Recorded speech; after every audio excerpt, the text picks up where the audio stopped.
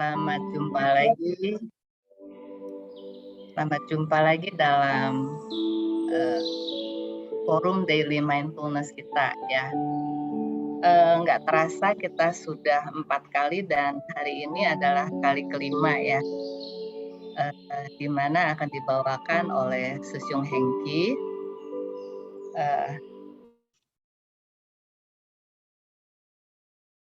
Oke.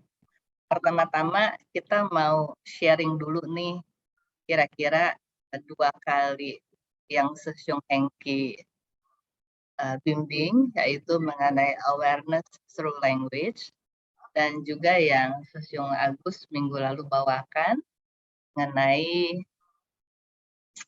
bahasa kasih dan kaitannya dengan bawah sadar kita. Mungkin ada teman-teman yang mau sharing, kita mulai dulu yuk. Karena dengan kita saling sharing, kita lebih paham, lebih mendalam, dan kita saling belajar satu sama lainnya. Bukan begitu, Susyung Hengki? Betul, Bu Wileng. Betul sekali. Dan tambahan dengan sharing berarti kan kognitifnya bekerja. Jadi kita jadi aware sebenarnya. Thank you. Oke. Pantesan terasa bermanfaat sekali begitu sharing, ada sesuatu yang menambah kayaknya power gitu ya. Betul. Oke, Sucie Tina atau Sucie Velita, Sucie Inge, Cireni, siapa yang mau sharing? Ya, saya. Ya, Sucie Inge. Sejak saya praktekkan itu ya, yang diajarkan oleh Susyung Hengki dan Susyung Agus yang minggu kemarin, itu saya kan setiap malam biasanya saya meditasi sebelum tidur. Dan saya sebelumnya saya praktekkan dulu yang pernah diajarkan. Ternyata itu lebih cepat ya masuknya, lebih cepat masuk ke dalam ini ya. Kan saya meditasi, selain meditasi juga saya mendoakan semua teman-teman dan semua teman-teman, saudara-saudara, famili yang membutuhkan untuk kesehatan, kesembuhan. Jadi sangat bermanfaat banget gitu. Itu aja sih. Maksudnya lebih cepat apanya ya, Sucie Inge? Lebih kan kalau meditasi kan kadang-kadang lama banget ya baru kita bisa masuk gitu ya. Tapi sejak saya mempraktekkan yang awareness sama yang ini yang yang kemarin diajarkan itu apa ya? Nah itu kan saya mulai dengan nafas sih sebetulnya. Sebelumnya kita mulai dengan nafas sampai 30-40 kali, ternyata memang cepet banget gitu loh untuk masuk ke meditasinya itu. Terima kasih, Syung. Oke. Aku Sucie Huiling. Ya. Kemarin ini kan aku kemarin dulu perutnya sakit sekali tuh, emahnya kumat malam-malam, pas obatnya belum beli, jadi aku mau cari obat ada, terpaksa aku meditasi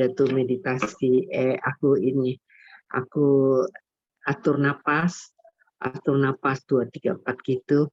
Terus aku pusatin kan sampai jam 3 aku nggak bisa tidur, perutnya sakit setengah mati. Aku mau telepon anak, aku takut nanti anak kurang tidur, mana mau muntah, perut sakit mau muntah. Aduh, aku sudah bingung. Akhirnya jam 3 udah aku tiduran kan nyesek, takut nanti mati mendadak. Jadi aku langsung duduk aja sampai jam 3. Itu jam 3 aku atur nafas. Aku atur, terus hilang kan sakitnya tuh. Sakitnya berasa hilang. Terus hilang, terus sampai sekarang hilang. Ya udah, aku Ada penjelasannya dari Sung Hengki. Mantap Iya, Ibu Tina. Jadi sama seperti yang sharing sebelumnya, kita jadi terfokuskan ke yang lain.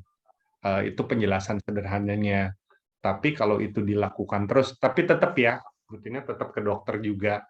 Ini untuk menghindari kita biar tahu lagi. Tapi yang dilakukan itu udah tepat banget. Memang banyak sekali kalau kita sakit, kita melakukan meditasi yang simple, paling basic itu nafas. Itu paling basic. Setiap meditasi pasti ngajarin itu. Dan kalau itu dilatih terus, seperti yang Bu Tina bilang, pengalamannya pasti akan bisa menghandle sakit. Kita dadak-dadak sakit, nggak perlu obat sebenarnya. Bisa dilakukan dengan meditasi. Tapi kembali ya, kalau dirasa penting ya tetap harus ke dokter. Tapi memang penjelasannya ya seperti itu, kita mengalihkan perhatian dari sakitnya kita. Nanti di sini kita akan bahas apa sih pain, apa itu suffering. Nanti pasti touch yang pengalaman Ibu Tina. Terima kasih banyak. Mantap. Oke, siapa lagi yang mau sharing? Pak Sim? Saya mau nanya nih. Sung Hoklai. Boleh, Pak Hoklai. Iya, Sung Hengki. Jadi gini ya, ketika saya menghitung nafas sambil mendengarkan umpamanya ceramah di YouTube gitu ya. Nah itu kalau saya fokus ke penghitungan, jadi ceramah itu terdengar tapi saya nggak bisa ketangkep seperti yang seperti biasanya kalau saya bermeditasi, saya tidak menghitung nafas tapi saya fokus kepada si penceramah. Nah itu umpamanya saya berdiam, terus saya mendengarkan dengan fokus sambil bernafas normal, nafas masuk, nafas keluar, saya sadari nafas, tapi saya tidak pakai hitungan. Saya mendengarkan ceramah itu saya bisa menerimanya lebih clear, lebih istilahnya lebih dapat lah. Tapi kalau saya pakai hitung nafasnya, saya hitung nafas, tapi yang diceramahkan itu banyak yang miss gitu loh. Ini memang normal begitu atau memang nggak bisa begitu ya? Bagaimana nih Pak Sung Hengki? Ya, thank you. Jadi saya lupa Pak Agus kemarin jelasin atau enggak, tapi penjelasannya gini. Otak manusia tuh sebenarnya nggak bisa yang disebut dengan multitasking. Multitasking tuh kita ngerjain 2 pekerjaan, 3 pekerjaan sekaligus. Sebenarnya tuh nggak ada istilah multitasking. Yang ada kita lompat dari satu ke satu. Jadi karena cepat tuh kelihatannya multitasking. Kembali ya, multitasking tuh mengerjakan segala sesuatu barengan. Dengerin musik, kalau anak muda ngerjain PR, terus ngapain lagi, itu kayak Pak Hoklai, kalau ada 2 pekerjaan yang dilakukan berbarengan yang membutuhkan kognitif, pemikiran, itu nggak bakalan bisa. Jadi kalau Pak Hoklai mendengarkan ceramah, tapi melakukan meditasi yang hitung, sudah pasti salah satunya akan berantakan. Jadi itu udah nggak mungkin. Nah, itu sebabnya waktu meditasi yang nafas, yang hitung, itu sebenarnya kemarin juga saya lupa, itu lakukan dengan fokus, dengan tempat dan momen yang khusus. Jadi jangan sambil bawa kendaraan, jangan sambil yang tadi itu dengerin ceramah, karena pasti salah satunya atau dua-duanya jadi rusak. Nah, kalau tadi Pak Hoklai bilang kalau dengerin ceramah sambil ngatur nafas tapi tidak hitung, sebenarnya fokusnya Pak Hoklai lagi di ceramah. Jadi harus milih nih, mau dengerin ceramah atau mau meditasi hitung. Kalau mau dengerin ceramah tapi dengan meditasi atau dengan yang tadi yang awareness dengan hitung, itu nggak mungkin. Yang bisa adalah fokus di ceramah tapi sambil ngatur nafas. Tapi yakin sebenarnya ngatur nafasnya itu ada 1-2 yang pasti miss karena pasti fokusnya di salah satu. Kembali ke pengertian pertama bahwa otak manusia nggak bisa multitasking. Itu Pak Hoklai. Jadi wajar seperti itu.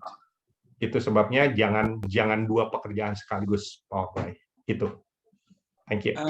Iya, jadi Sung Hengki kalau saya mendengarkan ceramah sambil artinya memicingkan mata, nafas nggak diatur, tapi nafasnya berjalan secara alami aja. Tapi saya sadari nafas itu, terus kemudian sambil mendengarkan ceramah begitu ya.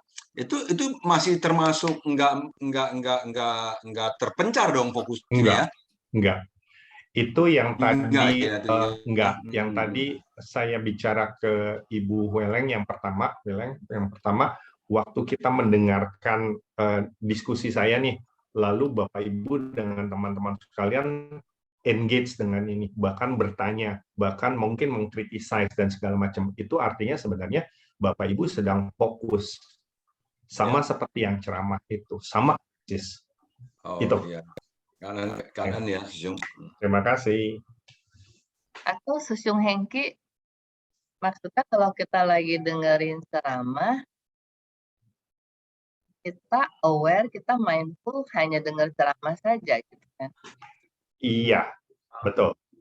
Jadi itu sebabnya waktu kita mendengarkan entah itu ceramah, entah itu khotbah di gereja, di segala macam seminar, kalau kita mindful, kalau kita aware, kita terlibat dengan pembicaraan, kita aktif, bukan bengong ya, bukan bengong dengerin ini, itu berarti sebenarnya kita sudah melatih awareness kita, melatih mindfulnya kita secara tidak sadar. Itu udah dilatih. Nah, tapi waktu kita mendengarkan, tapi kita mengawang-awang mikirin makan, mikirin project, mikirin apa, nah ini udah mulai nggak awareness lagi, nggak mindful lagi. Itu. Maksud saya gini, Susung Hengki, tadi pertanyaan Susung Hoklai kan sambil dengerin apa tadi? Ceramah. Ceramah. Dengerin ceramah sambil melatih nafas.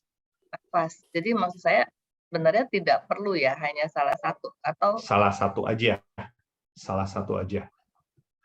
Paling nafasnya, Bu Weleng sama Pak Hoklai kalau mau cuma sekedar ngelatih, kalau mau dengerin ceramah tapi nggak usah dihitung, nafas aja, nafas biasa aja, karena fokusnya kan mau ke ceramah. Kalau fokusnya ceramah lalu ditambah dengan nafas hitung, itu pasti udah berantakan. Jadi kalau mau ceramah itu nomor 1, nafasnya hanya sebagai pendamping. Tapi tidak usah dihitung. Susung Hoklai? Ya. Oke. Ya, oke. Sudah oke itu tadi. Jadi ya alami aja, jadi Betul. alami aja, nafasnya dibiarkan berjalan seperti alami, nggak diatur panjang pendeknya, tapi fokus telinga pendengaran kepada yang fokus yang ceramah. Tetapi bukan berarti di sekeliling ada suara kita nggak dengar ya, tetap kedengaran juga.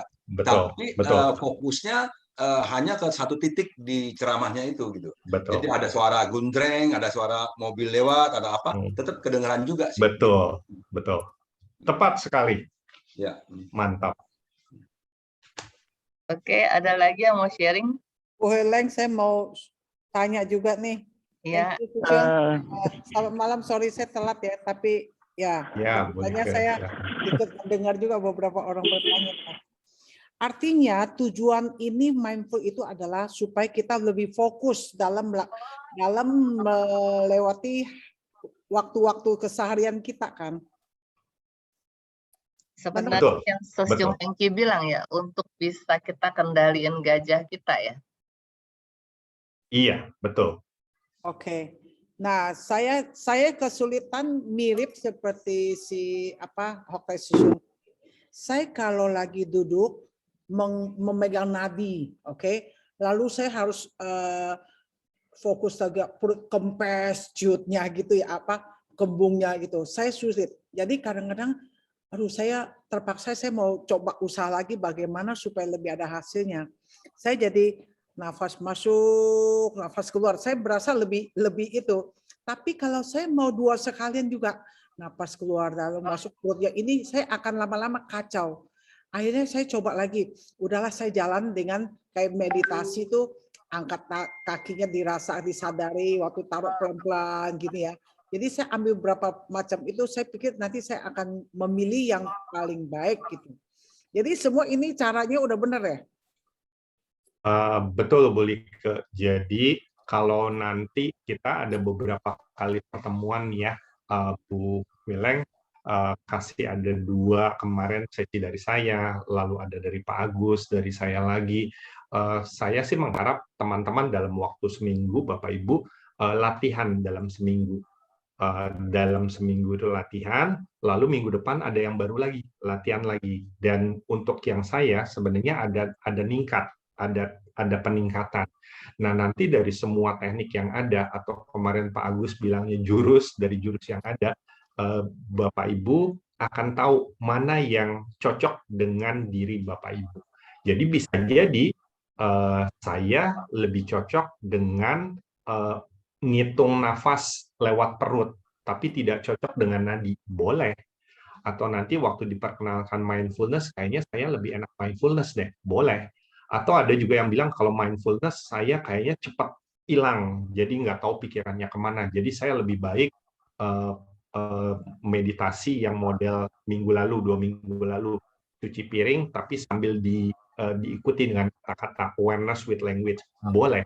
Jadi kalau saya boleh usulkan ke Bapak Ibu, setiap 1 minggu, coba 1 minggu. Bu Wileng sering bilang itu, coba 1 minggu, minggu depan kita review. Nanti minggu depan ada teknik baru lagi, belajar lagi teknik baru. Nah, makin banyak tekniknya, kita akan tahu, oh diri saya tuh cocok yang ini, diri saya tuh nggak cocok yang ini. Itu Bu Like. Oke, makasih. Jadi saya terus latih setiap minggu gitu ya, sadari apa saya boleh pilih yang paling cocok dan nyaman itu kan yang kita pakai ke depannya. Kalau bisa ikutin dulu 1 minggu, nanti setelah paling enggak ada 4 teknik yang sudah ada, baru nanti Bu Like atau teman-teman yang lain pilih yang suitable untuk dirinya sendiri, yang cocok untuk dirinya sendiri. Nanti kita sharing lagi. Kadang pengalaman saya, pengalaman Bu Like, pengalaman Pak Hoklai, dan pengalaman Bu Wileng dan yang lainnya pasti beda-beda. Dan kita dapat belajar dari situ. Itu sih. Jadi kumpulin nih latihan dulu, tekniknya ada beberapa, terus nanti pilih yang terbaik. Jadi artinya 1 minggu ke depan saya tetap masih mencari-cari kan yang paling saya suitable apa. Iya. Baru saya sharingkan, nanti setelah itu baru ke depan saya cocok yang mana, jadi saya continue gitu kan? Iya. Untuk minggu ini, Bu Like, untuk minggu ini yang saya ada namanya mindfulness dalam diam bahasa Indonesianya. Nanti ini juga dicoba lagi. Jadi mindfulness ini saya juga bagi menjadi 2, mindfulness diam sama mindfulness bergerak. Sama yang kemarin, awareness diam dan awareness bergerak. Dua-duanya pakai language. Mudah-mudahan nggak bingung, Bu Like. Sip. Yang penting kita misalnya setiap sesi begitu diajarkan kita praktekin ya. Kita praktekin supaya kita tahu bahwa oh ya cara kita mempraktekkan ini sudah benar, walaupun mungkin ada kesulitan-kesulitan seperti gitu ya, Betul Bu. Tapi akhirnya dari semua itu ini kan daily mindfulness kita bisa terapin kapan aja gitu, nggak harus kita sitting meditation gitu kan? Iya, nggak mesti. Jadi, artinya ya sepanjang hari begitu kita ingat ya kita latih, apakah dengan waktu saat cuci piring, apakah saat mandi. Jadi saya pikir selama 2 sesi yang saya ajarin awareness by language itu, kita mungkin dalam hati kita ngitung, dalam hati kita membayangkan waktu cuci piring kita bilang oh ya ini saya ngerasain loh air lagi mengalir, oh ya saya ngerasain loh busanya itu agak licin ya, terus mungkin oh ya ini ada bau gitu kan, bau minyak dan sebagainya. Yang penting kita praktekin itu, kita latih lah ceritanya ya, sampai nanti kita menemukan mana yang paling cocok ya. Betul. Dan kalau dilihat, silakan. Ya, kalau saya berapa hari ke bulan pagi-pagi kan mau nyetir keluar. Jadi waktu nyetir saya nggak berani menghitung. Saya kan juga nyoba-nyoba. Tapi saya lebih nyaman tuh napas keluar, napas masuk. Saya lebih nyaman tuh, lebih fokus gitu. Karena lebih mudah kan. Jadi ada perintah, ayo napas narik, napas keluar gitu. Jadi saya lebih teratur sih gitu. Tapi nggak semua kondisi bisa begitu. Nah, kayak saya memang sifatnya saya kalau duduk diam kayaknya saya kan suka sakit pinggang, jadi saya lebih nyaman kalau sambil jalan pelan-pelan. Nah, itu saya kayak lebih cocok kira-kira gitu sih. Iya, Kalau naik iya, tangga ya naik iya. satu, nah, turun gitu. Nah, betul. Iya, Jadi saya sesuaikan kondisinya gitu. Tapi itu betul. benar ya, caranya benar ya. Betul, Bu Like. Oke, Betul. Kak. Karena Oke, masih ada waktu 6 menit lagi. Siapa ada yang mau sharing? Mau nanya boleh? Ya, silakan. boleh, Ibu. Sesiung Hengki, kan tadi Sesiung bilang kalau otak manusia kan nggak bisa multitasking ya, seperti tadi Sesiung Hokley bilang kalau dia dengerin ceramah dia bisa atur nafas gitu. Gimana kalau misalnya dengan dengerin musik-musik kayak yang misalnya musik yang memang kayak untuk meditasi gitu? Meditasi. Ya. Iya, maksudnya saya kan dengerin musik, misalnya kalau saya dengerin lagu-lagu rohani begitu, tapi yang instrumen gitu, itu kayaknya lebih bisa gitu, daripada harus ngitung gitu. Iya. Iya. Oke. Gimana? Jadi gini, itu musik membawa kita jadi terkondisi. Saya lupa menginformasikan di awal, sebenarnya kalau Bapak Ibu lihat metode yang saya terapkan, sebenarnya saya nggak ada musik sama sekali. Tujuannya sebenarnya cuma satu, bahwa kalau kita mau mindfulness, kalau kita mau meditasi, sebenarnya yang kita butuhkan hanya diri kita aja, hanya diri kita dan pikirannya aja. Jangan sampai, ini pernah saya coba juga beberapa tahun yang lalu, udah lama sekali, saya melakukan meditasi dengan musik. Bagus, memang terbawa. Saya nggak bilang itu jelek, tidak bilang itu salah. Tapi ada kalanya waktu saya, dan waktu itu kebenaran musiknya khusus. Jadi kebenaran pada satu saat saya harus travel untuk tugas, dan saya kelupaan musiknya. Akhirnya di hotel, saya jadi uring-uringan sendiri gitu. Karena saya nggak bisa meditasi dengan kebiasaan saya dengan musik. Jadi akhirnya saya memutuskan bahwa oke, saya hilangkan musiknya. Jadi kalau saya mau meditasi, mau mindfulness, saya nggak butuh siapa-siapa dan nggak butuh apa-apa. Saya cuma butuh diri saya sendiri dan pikiran saya. Sekali lagi, bukan meniadakan musik ya, Bu dan teman-teman sekalian. Jadi musik boleh dijadikan penghantar, tapi jangan sampai kita depend on something.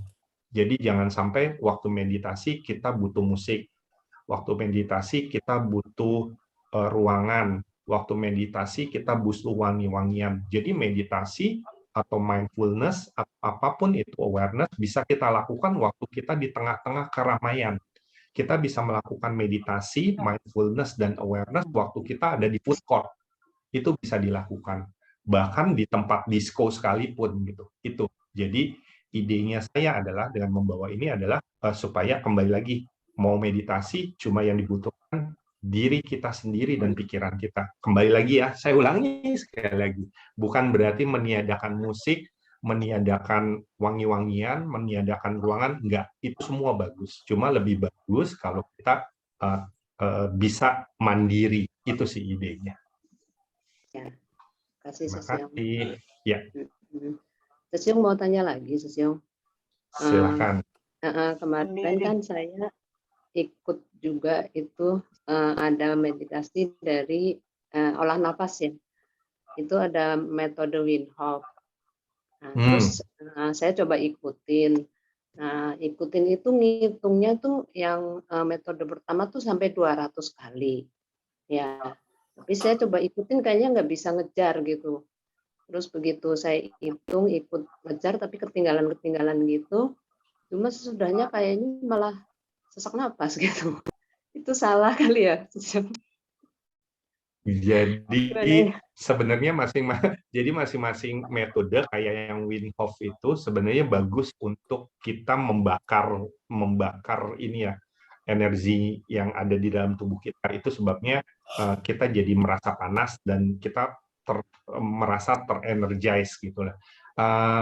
Cuma kadang-kadang yang beberapa slide yang waktu itu saya bilang, kalau bisa kita melakukan kegiatan kita mindfulness, awareness, meditation itu sesuatu yang simple supaya apa? Supaya ini bisa berkesinambungan. Kalau udah mulainya aja udah complicated, udah musingin, boro-boro bisa tahan lama gitu loh. Baru beberapa minggu pasti kita udah kecapean dulu. Jadi nggak salah Bu, metode itu boleh sekali-sekali dicoba. Kalau dirasa agak panas atau pusing atau sesak, biasanya itu karena pengaruh aja, karena baru pertama kali. Tapi yakin aja bahwa latihan yang berhubungan dengan diri kita sendiri tanpa ada asupan obat itu pasti jauh lebih bagus. Jadi nggak ada, ya saya bisa katakan nggak akan ada efeknya. Kalau nafas pasti karena baru itu aja. Tapi pesan dari tadi teknik Wim Hof dan kami, cari yang simpel-simpel supaya bisa bertahan panjang. Itu aja. Dan Sesyong. Sama-sama. Thank you, Sesyong. Saya mau berbagi hal ini nih. Saya, halo. Yes, Iya, kedengeran silakan Sesyong. Pernah berapa hari lalu dalam kondisi tertentu saya merasa ada namanya beban kerja, beban tugas tanggung jawab. Saya mau duduk diam nggak bisa. Ada satu kekuatan di batin kayaknya yang nguber-nguber saya. Lalu saya pikir kalau saya ajak meditasi nggak bisa masuk. Tapi saya coba usaha. Saya dengar musik yang untuk relaksasi. Setelah itu baru saya baru bisa melakukan yang namanya hitung-menghitung, yang mulai bisa masuk. Jadi saya butuh tuh media yang seperti itu kadang-kadang kondisi tertentu aja, Sesyong. Jadi menurut saya, buat saya ya, jadi saya butuh kadang-kadang ini hanya hal tertentu. Saya butuh musik yang bikin saya lebih tenang, damai. Baru saya bisa melakukan sesuatu latihan untuk mindfulness gitu. Ya kan? Ya. Ya justru yang saya khawatir adalah kalau biasa-biasa saya nggak mau pakai musik karena banyak teman suruh saya pakai musik, saya takut juga nanti saya melekat sama musik karena musik kan juga tidak abadi ya, mungkin ada kondisi tertentu nanti tanpa musik saya kemelekatan saya nggak bisa mindfulness gitu. Itu aja yang saya mau sharing kan. Ya. Kanan boleh betul. Kalau mungkin dibuat kata-kata kemelekatan ya bisa juga. Intinya yaitu tadi kita nggak terikat ke sana sini, kita bisa melakukannya sendiri. Bisa. Oke, Sesyong, teman-teman, kita kasih waktu sekarang Sesyong Hengki ya untuk memulai mindfulness motionless-nya. Oke. Terima kasih Bu Weleng. Selamat malam Bapak Ibu, teman-teman semua. Saya mulai sesinya ya. Oke.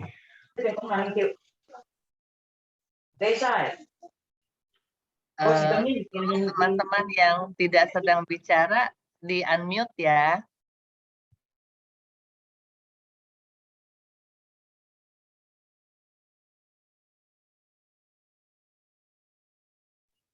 Oke, selamat malam sekali lagi semuanya Bapak Ibu. Saya akan mulai sesi hari ini. Sebelum kita mulai, sebentar saya masih benerin slide saya dulu. Oke, sesi hari ini saya bawa dengan judul Mindfulness Motionless, atau saya bilangnya ini adalah mindfulness dalam diam. Jadi kalau Bapak Ibu perhatikan sebenarnya awareness with language 2 kali kemarin juga ada dua. Yang pertama dengan diam, yang kedua dengan bergerak. Mindfulness ini pun nanti saya akan bagi juga menjadi 2. Yang sekarang hari ini, malam ini kita mindfulness yang diam, duduk diam, meditasi, dan yang minggu-minggu nanti kita mindfulness dalam kita bergerak. Ya, oke.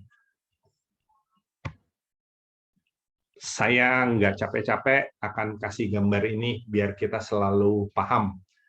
Kita adalah rider, kita adalah gajah. Kita punya dua-duanya. Kita tidak akan bisa masuk ke step yang kedua, arahkan gajahmu atau directing your elephant, kalau kita belum jinakkan gajahnya. Jadi kalau kemarin kita jinakkan gajah dengan awareness through languages, sekarang kita jinakkan gajah dengan mindfulness.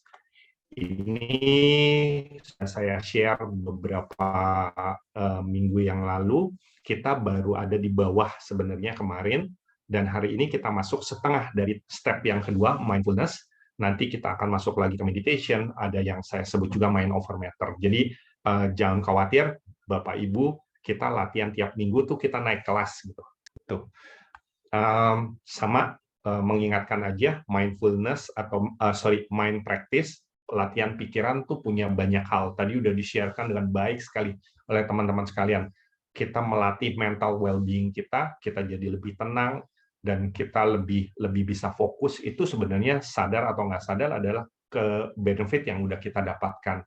Lalu juga kesehatan fisik. Tadi juga ada yang udah share juga, sakitnya bisa hilang, sakitnya bisa di-manage, dan lain sebagainya. Itu juga sebenarnya Bapak Ibu boleh berbangga bahwa itu udah jadi keunggulan, udah mendapatkan benefit dari latihan kita. Nah, yang terakhir memang belum, kita mengarahkan pikiran kita, gajah kita untuk melakukan sesuatu buat kita. Itu nanti, tenang aja, kita pasti akan ke situ. Masih mengingatkan sekali lagi, kembali kalau dalam keadaan nyaman, yang birunya sebelah kiri menguasai seluruh pikiran. Tapi kalau lagi kita emosi, lagi cemas, lagi khawatir, yang mempengaruhi itu yang kecil di bawah, amigdala, yang ada gambar kuning ke sana, mempengaruhi semua, dan kerjaan kita jadi berantakan, action kita berantakan, pikiran kita juga jadi berantakan. Nah, masih tetap sama kalau kita, ini belum pernah ya, jadi kalau kita melakukan attention, kita melakukan sesuatu dengan penuh kesadaran, maka yang bekerja adalah bagian yang ungu itu, prefrontal cortex. Itu sebabnya di dalam meditasi, ini menjadi fokus utama, membangkitkan attention. Dan dalam dunia psikologi, itu juga bilang, regulate emotion itu dengan menggunakan prefrontal cortex. Nah, sekarang kita masuk ke topik kita nih, yang sekarang malam ini. Jadi kalau sebelumnya kita ngomong tentang awareness, ini kita tingkatkan mindfulness. Sebenarnya mindfulness itu apa? Mindfulness itu awareness yang kita udah kerjakan 2 minggu lalu, ditambah tanpa kita memikirkan atau kita memfokuskan pikiran kita terhadap apa yang kita kerjakan, tapi tanpa judgment. Saya tulis di bawah ya, ada bahasa Indonesianya. Jadi main fokus dari mindfulness sebenarnya kita mengamati diri kita sendiri tanpa menghakimi dan tanpa penolakan. Jadi apapun yang ada kita terima, apapun yang muncul kita lihat, tapi kita nggak nolak. Kita nggak mau nolak sakitnya, kita nggak mau nolak kecemasannya. Nanti kita lihat apa yang kita lakukan. Yang kita lihat apa? Yang kita lihat tuh 2 hal, sensasi psikologi, ya biar seperti cemas dan lain sebagainya, dan juga sensasi fisik, jadi sakit, perih, luka dan segala macam, itu sensasi fisik. Jadi mindfulness tuh bisa melihat, bisa mengamati keduanya, sensasi psikologi dan sensasi fisik. Lalu yang ketiga, fokus dari mindfulness ini adalah waspada. Lalu apa benefit dari mindfulness? Ini sebenarnya kalau kita latih terus-menerus, kita bisa mengurangi dan mengatasi pain, dan juga mengatasi suffering. Tadi sebelum kita mulai, saya sempat katakan sebenarnya di bahasa Indonesia tuh dua-duanya mungkin dikenalnya dengan nama sakit ya. Tapi ada kata bahasa Inggris membedakan antara pain dan suffering. Beberapa meditator yang melakukan meditasi, expert bilang bahwa pain adalah sesuatu yang tidak bisa kita tolak. Jadi kalau kita sakit, kalau kulit kita terluka, kalau kita mengalami patah tulang, pain-nya akan ada, muncul. Kita cuma bisa mengatasi atau mengurangi, tapi kita tidak bisa menolak pain. Nah, suffering adalah sesuatu yang menjadi pilihan kita. Kita mau terima atau kita nggak terima. Artinya kita bisa mengatasi suffering ini. Pain, kembali lagi ya, pain adalah sesuatu yang tidak bisa kita tolak, suffering tergantung dari kita. Maksudnya apa? Kalau kita sakit tangan, misalnya jatuh ya, luka, maka yang kita rasakan adalah pain di kulit, dan itu tidak bisa kita tolak. Kita akan menerima itu. Tapi akan jadi suffering yang berkelanjutan kalau kita mikir baru, aduh, jangan tangan kiri deh, tangan kanan. Aduh, tangan kanan saya sakit, nanti saya nggak bisa kerja, saya nggak bisa nulis, saya nggak bisa nyetir, saya nggak bisa ngerjain apa-apa. Aduh, besok gimana ya, pekerjaan saya jadi terbengkalai. Nah, akhirnya jadi meng-create kecemasan. Ini yang disebut dengan suffering. Nah, suffering ini kita bisa hilangkan sebenarnya tanpa perlu jadi berkepanjangan gitu. Nah, lalu apa yang kita lakukan di mindfulness kalau kita mau mendapatkan itu, mau mendapatkan keuntungan-keuntungan itu. Jadi di sini saya memperkenalkan beberapa konsep. Sudah pasti Bapak Ibu sekalian sudah tahu dengan konsep ini, tapi konsep ini saya bagi jadi dua. Konsep yang pertama yang akan saya deliver sekarang, dan konsep berikutnya yang nanti saya akan jelaskan di pertemuan berikutnya. Jadi dalam mindfulness, dalam duduk diam, waktu kita mengamati diri kita sendiri, itu apa sih yang kita lakukan? Apakah kita duduk diam terus bengong aja? Bukan. Jadi waktu kita melakukan mindfulness, itu ada beberapa hal yang sebenarnya bisa kita aktifkan.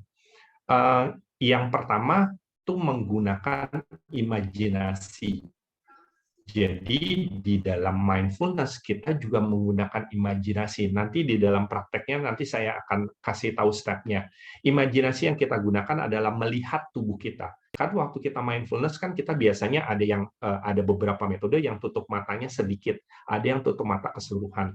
Tapi pada intinya waktu kita tutup mata atau tutup mata sebagian, di dalam mindfulness yang nanti saya jelaskan, kita mencoba melihat diri kita sendiri kembali, seolah-olah melihat diri kita sendiri. Waktu kita tutup mata gimana ngelihat diri kita sendiri? Pasti kita pakai apa? Pakai imajinasi.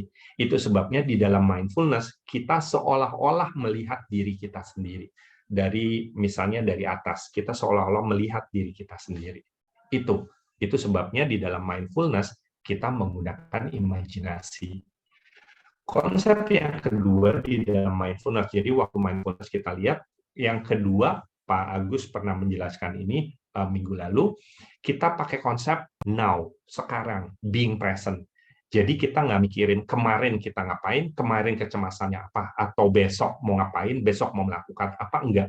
Kita be here now, ada di sekarang ini. Konsep ini akan susah dijelaskan, akan susah ditangkap kalau kita nggak belajar. Kita nanti coba. Jadi kita berusaha untuk di sini sekarang. Kita ada di sini sekarang, mencoba merasakan apa semua yang ada di sekarang ini. Nah, itu konsep yang kedua, in the now.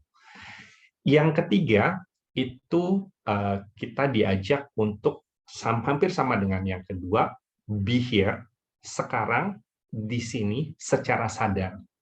Caranya gimana? Caranya adalah dengan menggunakan bahasa. Kita berbicara dengan diri kita sendiri, membuat kita berada di sini sekarang secara sadar. Lalu caranya gimana? Nah, kita masuk ke konsep yang keempat. Banyak sekali orang yang bilang bahwa mindfulness itu hampir sama dengan seolah-olah kita di pinggir jalan. Kita duduk di pinggir jalan, lalu ada mobil yang berseliweran di depan kita. Nah, anggap Bapak Ibu dalam posisi itu.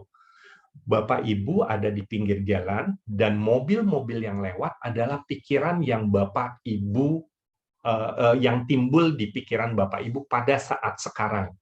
Jadi, waktu saya duduk, Saya menggunakan imajinasi seolah-olah melihat tubuh saya mengatakan ke diri saya sendiri, saya berada di posisi duduk sekarang, dalam keadaan sehat, melihat diri saya sendiri, sekarang saya di sini secara sadar. Lalu dadak-dadak pikiran saya timbul, Hengki, tadi udah kunci pintu belum ya? Itu mobil lewat tuh. Yang kita lakukan apa? Liatin aja. Hengki, saya harus secara sadar bilang, saya sedang lihat nih, ada pikiran yang lagi lewat. Pikirannya apa?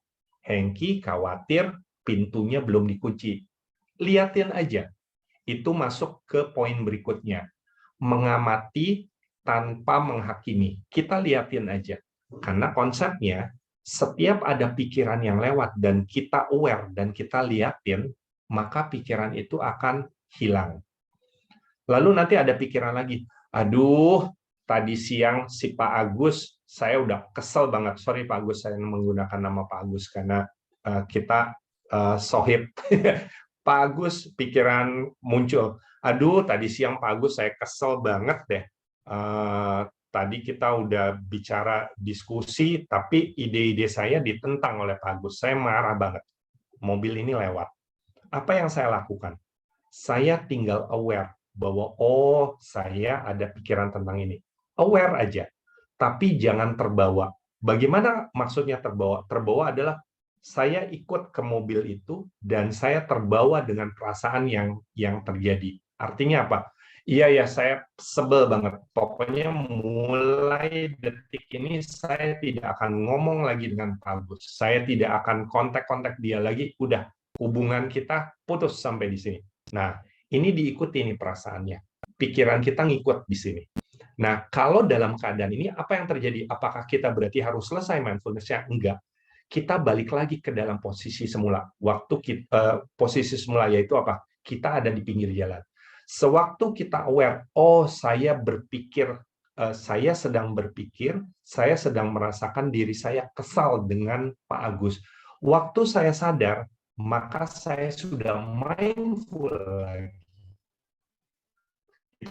Jadi, setiap ada pemikiran, kita lihat, kita amati, dan itu akan hilang. Itu sebabnya masuk ke poin terakhir, let go of, artinya lepaskan. Kalau kita kesal sama orang, kita merasa kita nggak berguna, kita merasa kita, pada saat itu ya, kita merasa kita rendah atau kita merasa kita berbuat salah, let it go, lepaskan aja. Yang penting kita aware. Nah, semua poin-poin yang saya sebutkan ini itu yang boleh kita putar di otak, tapi nggak mesti dalam sequence ya. Intinya adalah cuma satu tadi itu. Kita melihat pikiran kita aware dengan pikiran yang ada di dalam kepala kita. Dan waktu kita aware, pikiran itu akan hilang. Dan pada satu saat, mungkin 2 menit, mungkin 1 menit, mungkin 3 menit, atau mungkin 30 detik, Bapak Ibu akan sadar bahwa, jalanannya sepi loh. Pikirannya nggak ada. Tapi bukan pikiran kosong. Bukan pikiran kosong. Tapi kita sadar, jalanannya udah kosong. Kalau pikiran kosong apa? Kita jadi ngelamun, kosong, tapi nggak ngapa-ngapain. Tapi kalau mindfulness yang mencapai kesadaran penuh adalah waktu kita lihat jalanannya kosong, tapi kita tetap ada di pinggir jalan. Itu. Susu mau tanya sebentar dong. Berikut. Kalau yang contoh Silakan. tadi itu mengamati tanpa menghakimi. Kalau yang mengamati dengan menghakimi itu maksudnya kayak gimana ya? Ya, yang tadi itu. Waktu saya kembali lagi pakai contoh Pak Agus biar enak. Sebel deh sama Pak Agus. Dia mestinya kan nggak begitu. Dia kan mestinya menghargai saya. Saya sudah berteman sama Pak Agus sudah sekian tahun. Saya menghakimi. Saya menghakimi Pak Agus. Saya menghakimi diri saya sendiri. Padahal bisa jadi tindakan Pak Agus adalah mengkritisasi saya dengan maksud supaya saya bertumbuh. Itu udah menghakimi, Bu Kweleng. Jadi kita nggak boleh menghakimi, diemin aja, dilihatin aja. Itu sih. Oke, thank you. Oke, kita lanjut ya. Ya, Nah, sekarang tinggal tekniknya nih. Gimana tekniknya? Gini, yang paling gampang, ini tahapan-tahapan tekniknya. Nanti nggak usah khawatir, nanti saya akan pandu waktu kita ini. Tapi ini sekedar biar tahu aja ya.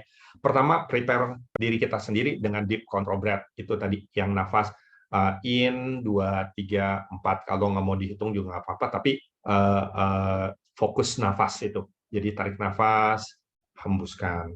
Tarik nafas, hembuskan. Lalu setelah itu kita coba buka mata, dan saya buka mata.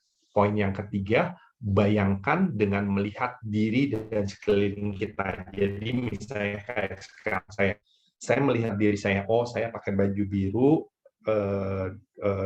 celana dan lain sebagainya. Seolah-olah kita ngelihat diri kita dari helikopter view. Kita seolah-olah lalat ada di atas. Seolah-olah aja ngelihat dan berusaha merecord tubuh kita. Lalu setelah itu, close your eyes. Kita tutup mata, kita bayangkan bahwa kita melihat diri kita dari atas kepala. Bayangkan ya, seolah-olah. Kita melihat diri kita di bawah, lalu kita gunakan bahasa. Oke, saya secara sadar melihat diri saya.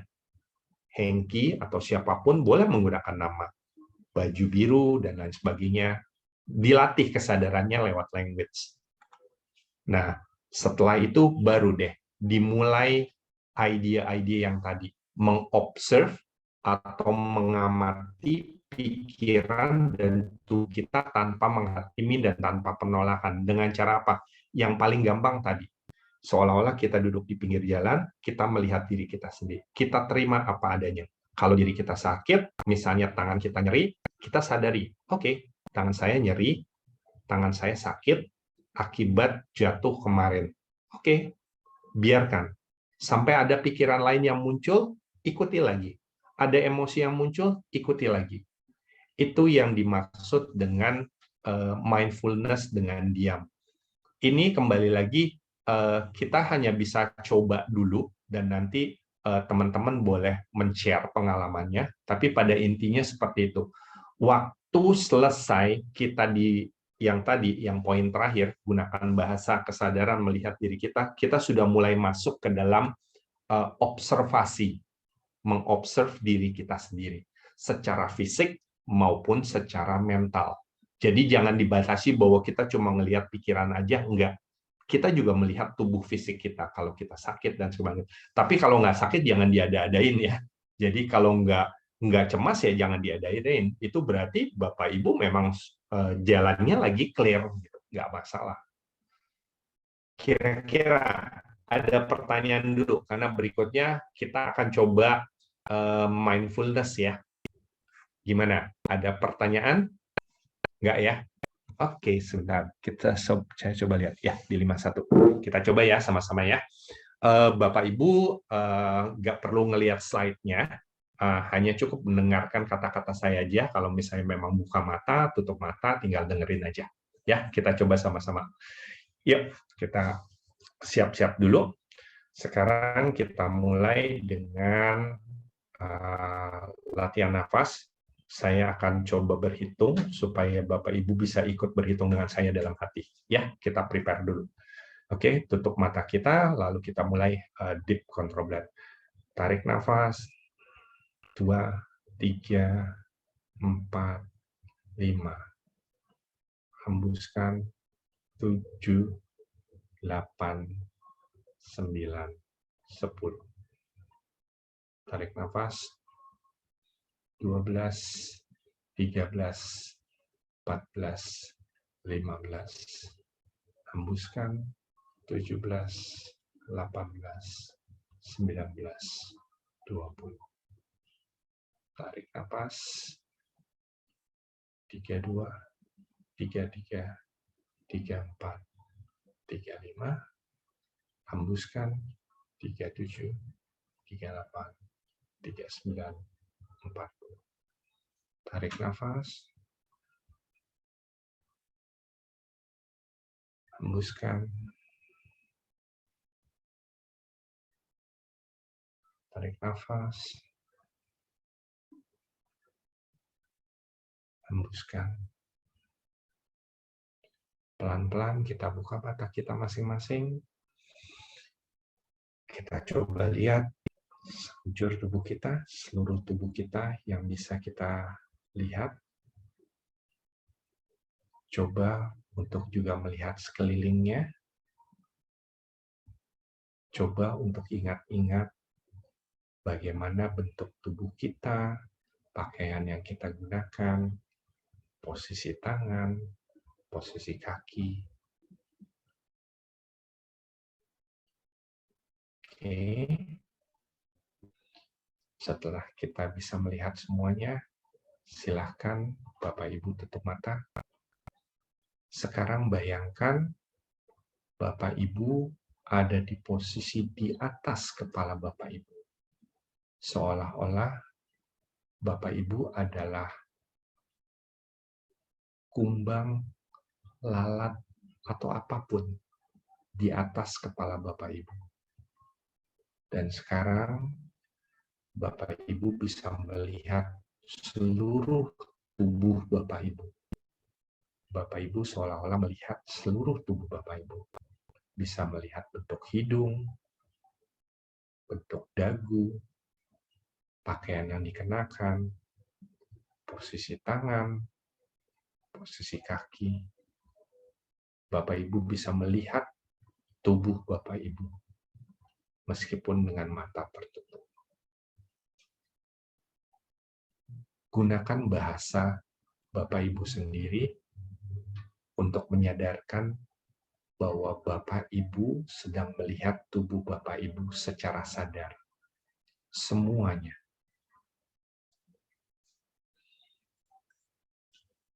Selanjutnya, perlahan-lahan coba bayangkan Bapak Ibu ada di pinggir jalan. Di hadapan Bapak Ibu terbentang jalan yang luas. Biarkan ada beberapa hal yang muncul dengan Bapak Ibu. Dikenali, dipahami, dilihat saja. Bapak Ibu tetap ada di pinggir jalan. Biarkan pikiran-pikiran itu berseliweran di depan Bapak Ibu. Gunakan kata-kata agar membuat Bapak Ibu sadar bahwa Bapak Ibu ada di pinggir jalan, sedang melihat pikiran yang muncul di kepala Bapak Ibu.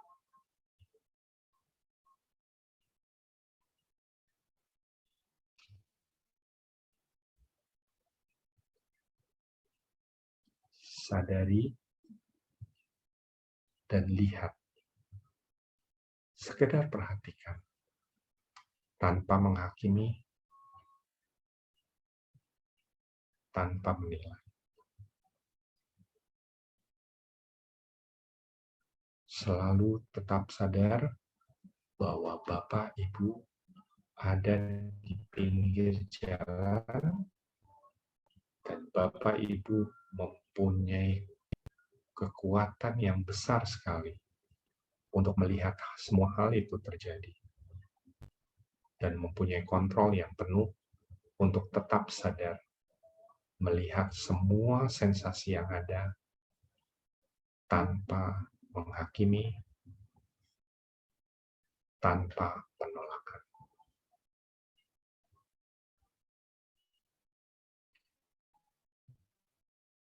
Saya akan biarkan dan tenang untuk sekitar 2 menit.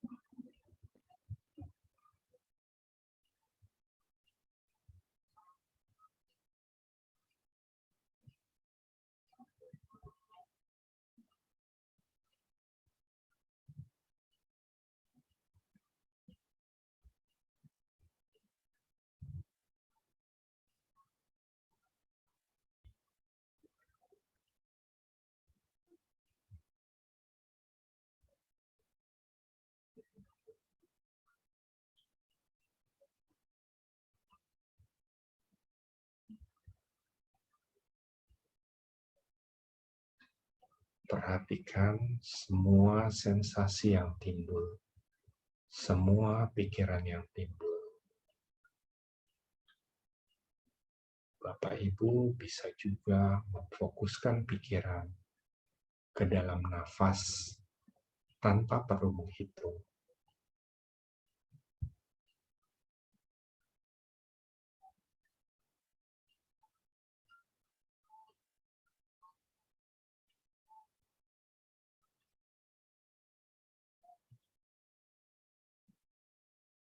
Perlahan-lahan kita tinggalkan jalan yang ada di depan kita, di mana kita sedang berdiri. Dan kita kembali lagi melihat diri kita sendiri yang sedang duduk. Perhatikan lagi pakaian yang kita kenakan, posisi tangan, posisi kaki. Mungkin kita bisa melihat juga bentuk hidung kita, bentuk mulut, dan semua yang ada di sekitar kita. Perlahan-lahan kita kembali ke kesadaran kita sambil membuka mata perlahan-lahan. Kita kembali lagi ke dalam sesi ini dengan membuka mata perlahan-lahan.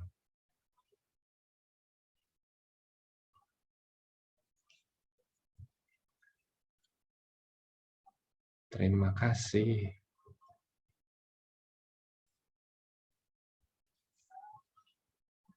Bagaimana, Bapak Ibu? Ada komen sebelum diakhiri sesinya, dan kita kayaknya udah jam 8, Bu Wila. Tapi nggak apa-apa, silakan. Gimana? Ada komen dari Bapak Ibu? Sesung Hengki, Ya. saya masih kesulitan nih, karena ini baru pertama kali mencoba melihat fisik saya dari luar tubuh saya, gitu ya. Jadi biasanya kan hanya memperhatikan pikiran, bentuk-bentuk pikiran yang muncul, disadari dan tidak dikomentari, tidak dihakimi gitu. Seperti tadi itu pernah saya lakukan, tapi kalau melihat fisik dari luar ini saya baru coba ini ya melakukan ya. Jadi masih belum bisa utuh, jadinya masih terpecah-pecah gitu. Seperti itu. Iya. Nggak apa-apa, Pak. Latihan aja terus. Ini sekedar sharing. Saya juga ada dua hal yang mau saya share. Pertama, saya tuh punya kebiasaan kalau ini tuh belakang tuh suka gatel. Papa saya suka bilangin garuk-garuk terus gitu. Jadi kalau dalam keadaan mindful, saya akan liatin keadaan fisik saya dan gatalnya tuh hilang. Jadi saya tetap harus latihan terus. Itu yang lucunya. Terus jadi gatalnya nanti kadang-kadang kalau lagi gimana-gimana muncul. Nah, ada kejadian lagi kedua, waktu itu beberapa tahun yang lalu saya pernah kecentit punggung. Yang saya lakukan sama seperti yang saya lakukan sekarang, yang kita lakukan bareng-bareng. Jadi melihat tubuh saya dari posisi helikopter view dengan mindfulness itu. Jadi mau menanggapi Pak Hoklai nggak apa-apa. Ini latihan. Tapi dengan kita melihat tubuh kita, melihat pikiran kita menyembuhkan dua hal. Pertama, bisa menyembuhkan sakit fisik. Yang kedua juga bisa menyembuhkan sakit mental. Maksudnya sakit mental tuh kayak kecemasan dan sebagainya. Jadi boleh dicoba, Pak Hoklai. Mudah-mudahan nanti bisa jadi pengalaman baru. Ya, terima kasih. Sama-sama. Thank you, Sesung. Giliran saya nanya boleh ya? Boleh. Nah, tadi yang katanya untuk visualisasi lihat apa seolah kita ada di atas kepala, melihat diri sendiri. Kebetulan saya memang dulu kan mainnya desain baju ya. Jadi saya visualisasi buat saya agak mudah. Oke. Ketika saya bayangin saya posisinya lihat dari atas saya ngapain, lingkungan saya bisa melihat jelas. Lalu saya diarahkan berada di pinggir jalan. Oke.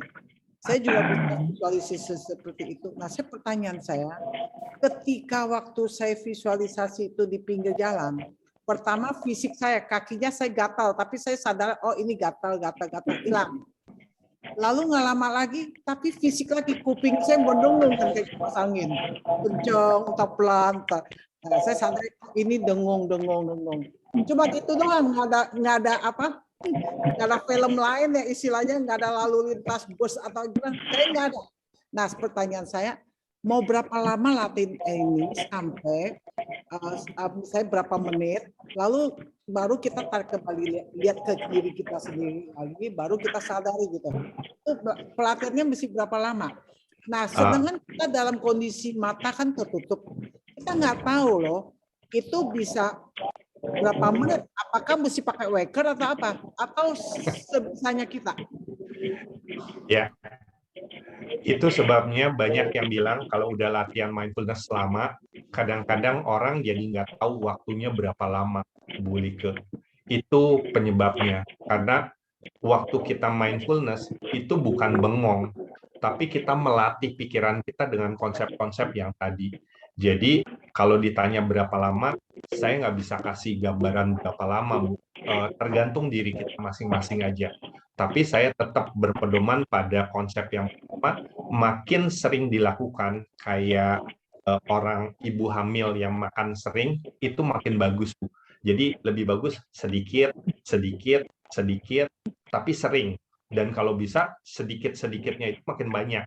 Jadi kan hidup kita jadi 24 jam, jadi akan terpakai untuk mindfulness ini, Bu Like. Jadi kalau menjawab pertanyaan berapa lama, tergantung diri sendiri, Bu Like. Mau 5 menit boleh, mau pakai waker boleh, mau pakai apa boleh, boleh. Jadi sebenarnya kondisi dalam visualisasi kita di pinggir jalan itulah yang agak lama. Kalau kita berasa udah mau selesai, baru kita mau sadari, kita istilahnya udah mau selesai, baru tarik ke diri kita sendiri dulu, baru pelan-pelan kita sadar gitu ya. Betul. Itu supaya nggak kaget aja, Bu. Jangan sampai lagi di pinggir jalan, tahu-tahu blak, bingung nanti. Iya, oke. Ya. Sama-sama, Bu Lika. Oke, ada lagi yang mau tanya atau mau sharing? Xiong. Ya. Saya nanya, selamat malam, Sesyung Secie. Ya. Saya ingin nanya, apakah kita membayangkan itu harus di pinggir jalan ya? Oke, jadi nggak mesti. Itu adalah standar aja. Bahkan kalau Bapak Ibu mau, saya ada contoh lain. Ini ibu-ibu atau bapak-bapak, ibu-ibu sih kebanyakan. Bayangin bahwa Bapak Ibu adalah orang tua yang ngelihat anaknya lagi main, yang cerewet, yang lagi ribut. Jadi kita kan kadang-kadang terbawa kan dengan si anak waktu lagi ribut, jadi ikut marah, jadi ikut kesel. Itu juga boleh, Ibu. Jadi apapun boleh. Tapi yang paling gampang, yang paling objektif sebenarnya dengan kendaraan. Karena kita jadi nggak ikut emosional, kita bisa bertahan di pinggir jalan. Kalau dengan anak boleh, tapi kadang-kadang kita jadi terbawa emosi gitu. Sebenarnya bisa kayak kita yang tadi saya bilang, kalau kita ngelihat anak ribut, kita juga kan bisa mindful kan. Kalau kita mindful, kita bisa lebih objektif. Boleh aja dengan yang lain. Gitu ya. Terus satu lagi, tadi tuh saya tuh hanya membayangkan di pinggir, misalkan di pinggir jalan gitu, tapi posisi saya menunduk ke bawah, terus kaki saya seolah-olah apa ya, mengais-ngais debu itu tuh gimana ya? Saya nggak bisa membayangin bahwa kepala saya, hidung saya dan sebagainya. Kalau tadi waktu kita bicara yang saya guide di pinggir jalan, sebenarnya saya mengajak Bapak Ibu untuk melihat pikiran yang timbul atau sensasi yang timbul. Jadi biarkan itu ada di depan tanpa kita menghakimi. Kalau misalnya Ibu ngelihat bahwa kayaknya kaki Ibu jadi ngorek-ngorek di bawah pasir atau debu atau segala macam, yang penting Ibu sadar, lalu coba naikkan kepala untuk melihat apa sih yang berseliweran di luar. Kadangkala jadi dengan model seperti itu yang penting sadar, Bu. Dan kita mencoba memperbaiki postur melihatnya dengan itu. Karena mobil atau segala sesuatu yang ada yang berseliweran itu mewakili pikiran kita, sensasi kita sebenarnya. Itu. Kanan, terima kasih. Sama-sama, Ibu.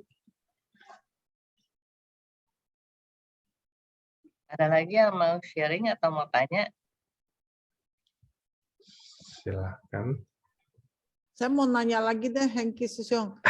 Boleh, Yang boleh. punya mobilnya yang seleweran, mungkin ya kalau udah waktu melatih nanti ada kemungkinan, oh ada nanti saya lihat Bu Heleng lagi ngapain, bisa lewat, itu ya maksudnya itu ya. Betul. Jadi itu ya yang di bawah sadar itu keluar, itu dianggap mobil ya, Betul. tapi anggap mobil berlalu, tapi kita jangan action gitu ya, gitu hanya lihat gitu Betul. maksudnya. Betul. Oke.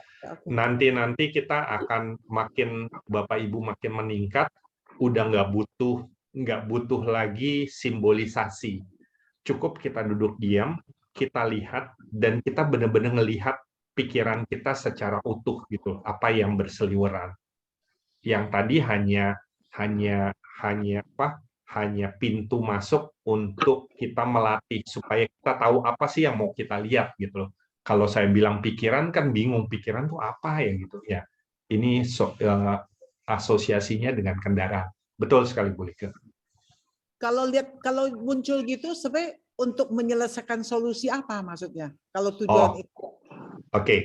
Sebenarnya gini, setiap permasalahan termasuk juga pain yang sebenarnya yang menjadi permasalahan kan bukan masalahnya, Bu Lika.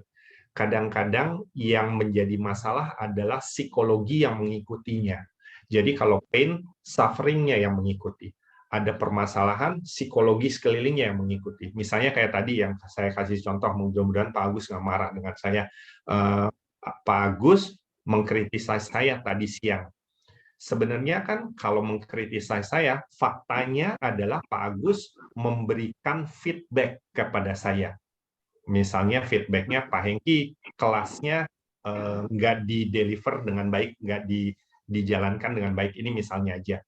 Pak Agus kan memberikan fakta, tapi yang jelek adalah psikologi yang meliputinya. Mungkin saya sedang capek, mungkin saya lagi kesel dengan Pak Agus. Jadi waktu Pak Agus memberikan feedback, saya nggak menerima feedback itu sebagai apa adanya, tapi ada cloud-nya, ada awan-awannya. Awannya itu apa?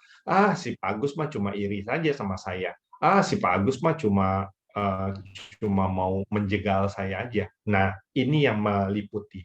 Jadi dengan mindfulness sebenarnya kita mengikis psikologi-psikologi yang kurang baik, yang negatifnya, supaya kita melihat sesuatu dengan lebih cerah. Jadi waktu kita punya masalah, kita mindfulness, masalahnya sih nggak selesai, tapi kita dapat melihat masalahnya itu dengan lebih clear. Pak Agus, mohon maaf, jadi nyontoin Pak Agus terus. Nggak dijawab, berarti sudah dimaafkan. Artinya Hengki Susyong, kalau begitu, kalau dikatakan hanya melihat lewat, jangan ditanggapin, itu sudah menanggapin, itu satu. Kalau yang penangkapannya. Kan kalau muncul misalnya suatu yang, kalau saya pakai bahasa saya gitu, oh iya saya mengevaluasi diri saya.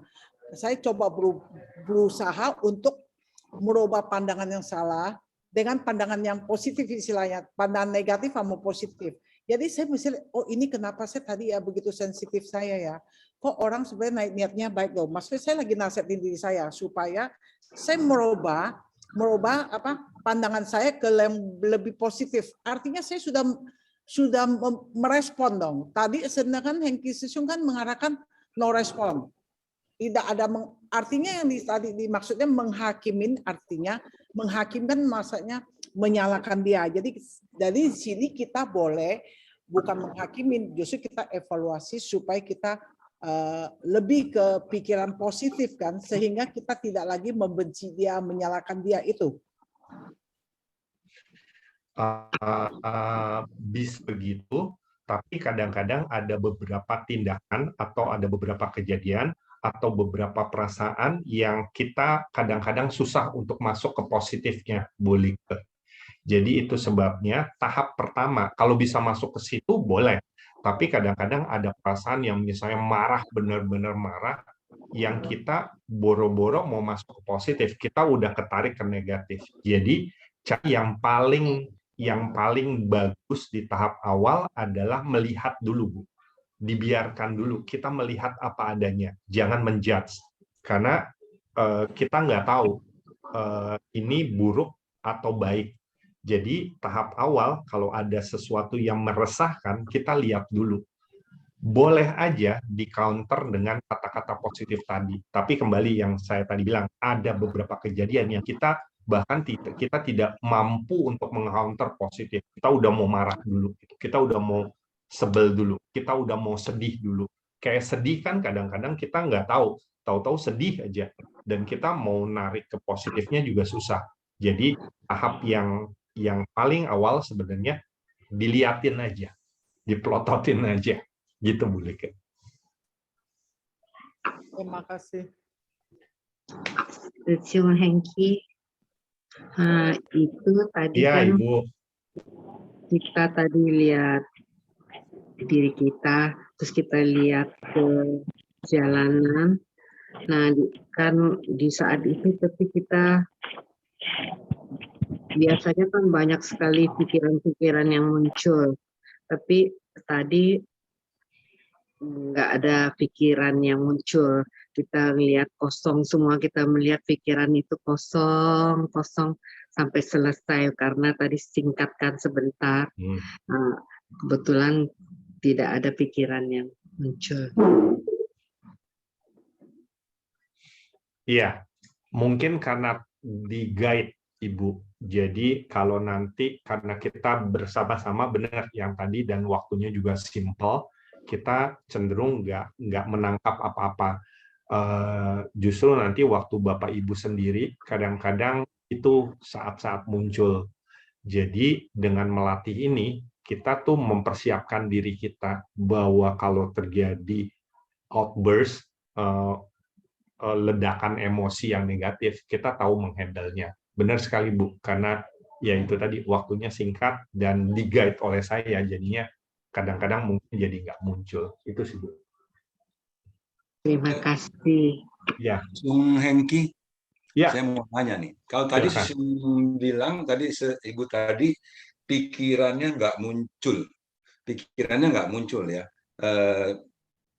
Kalau saya merasa bukan pikiran itu nggak muncul, tapi pikiran itu ada, tapi kita tidak memperhatikannya.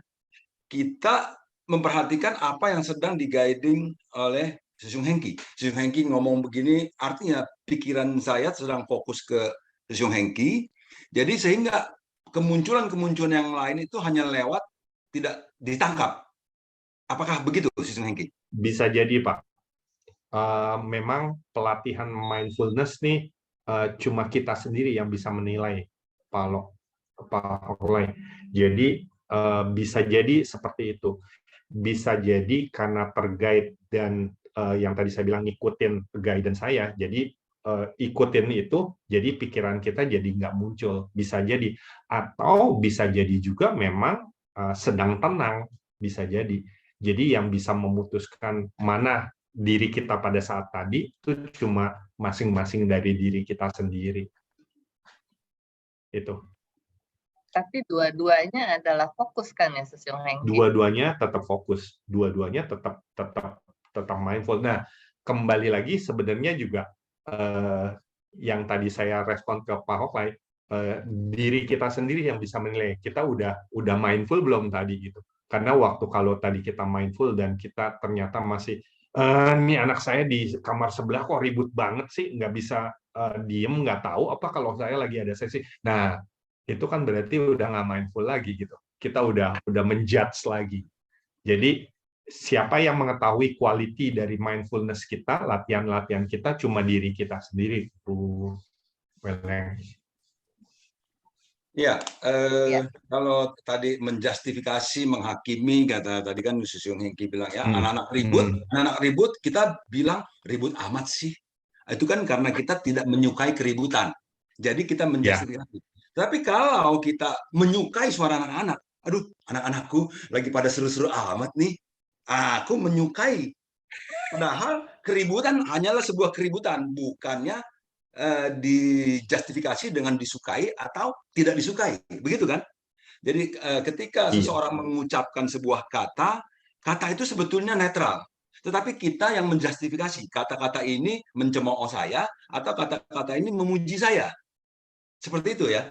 Jadi betul, kalau kita mindful, kata-kata hanya sebuah kata-kata, tidak menggoyahkan kita. Betul. Jadi itu batinnya mungkin bisa lebih cepat ke UPK gitu ya. Apa tuh UPK, Pak?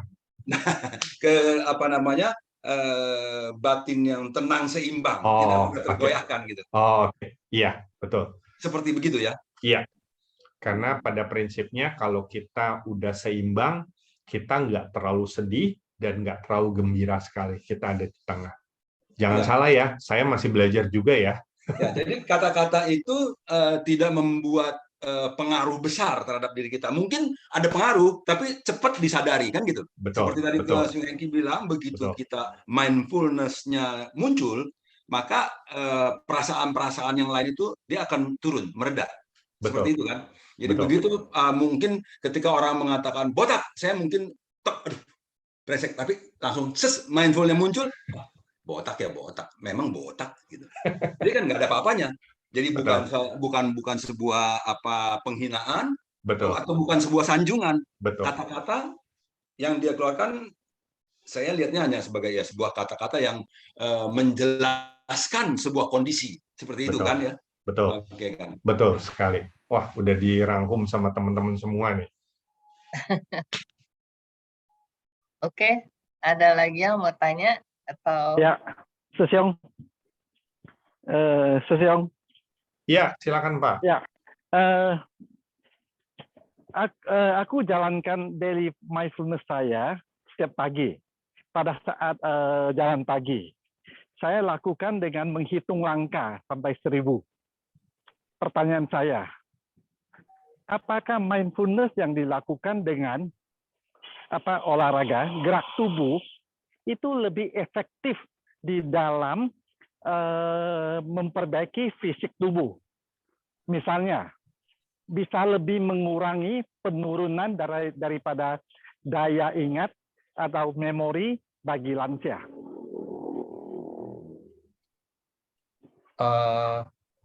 Kalau saya melihat dan dari beberapa resources, tetap ada pengaruhnya, Pak. Ya. Kalau misalnya kita melakukan olahraga jalan sambil kita melakukan awareness, sebenarnya lebih ke awareness, Pak, bukan mindfulness, itu bisa meningkatkan dua, pikiran kita dan tubuh kita juga. Setuju, ya. Pak. Bahkan nanti masih ingat ya yang tadi ada slide saya awareness, mindfulness, meditation. Nanti kalau kita masih sempat, kita juga akan coba belajar gimana olahraga lari sambil fokus di satu titik, meditation. Dan itu punya pengaruh yang besar sekali untuk meningkatkan stamina tubuh. Jadi kita nggak mudah capek. Yang awareness yang tadi Bapak katakan juga membuat kita, kalau biasanya jalan tanpa awareness, kita mungkin sekian. Tapi dengan awareness biasanya akan jadi lebih panjang lagi stamina-nya. Boleh aja Pak, dan itu pasti ada efeknya. Tapi kalau dibandingkan, ya silakan. Nah, apakah ini bisa dijelaskan lebih efektif? Karena pada saat kita olah tubuh, berolahraga, peredaran darah kita akan lebih cepat.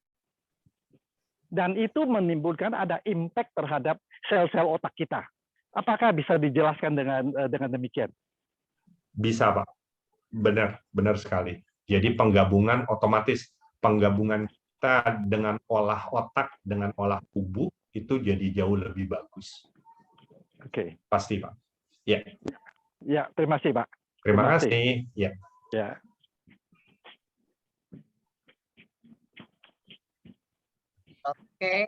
Oke. Teman-teman semua sudah puas ya. Kita sudah latihan tadi mindfulness dalam diam. Kita sudah praktekkan dan saya melihat bahwa seperti yang Sung Hengki bilang bahwa latihan ini kalau kita sering lakukan membuat kita bisa mempunyai pikiran yang jernih terhadap segala sesuatu. Ya, jadi dengan latihan tanpa menghakimi, kita bisa melihat segala sesuatu nantinya menjadi lebih jernih. Dan kalau kita bisa melihat dengan jernih, nggak pakai asumsi-asumsi, itu akan lebih baik buat kehidupan kita juga ya. Kita juga jadi lebih tenang. Ya, kira-kira gitu ya Sung Hengki ya. Betul, Ibu. Betul, Oke. betul sekali. Jadi teman-teman semua bersyukur sekali kita didampingi oleh Sesiung Hengki, Sesiung Agus, dan untuk itu kita bisa secara kolektif berlatih bersama-sama. Karena dengan demikian akan terjadi motivasi dan bimbingan yang setiap minggu serta diskusi kita bersama-sama ini membuat kita lebih memahami, lebih mendalam lagi. Ya, tidak ada apa-apa lagi. Kita sudahi. Kanan kepada Sesiung Hengki, Sesiung Agus, dan semua teman-teman yang hadir dan mendukung acara ini. Jangan lupa kita praktis bersama-sama dan kita laporan lagi minggu depan. Terima Oke, kasih. terima Terima kasih. kasih. Terima kasih. Terima kasih, Silek. Kak Ani, Suci, Kak Ani. Sampai jumpa lagi semua Bapak Ibu Sesiung Suci. Ya, sampai jumpa lagi. Sesiung Ya, Nan. mohon Sesiung pamit. hemat. Nah, Ya, bye. bye. Bye.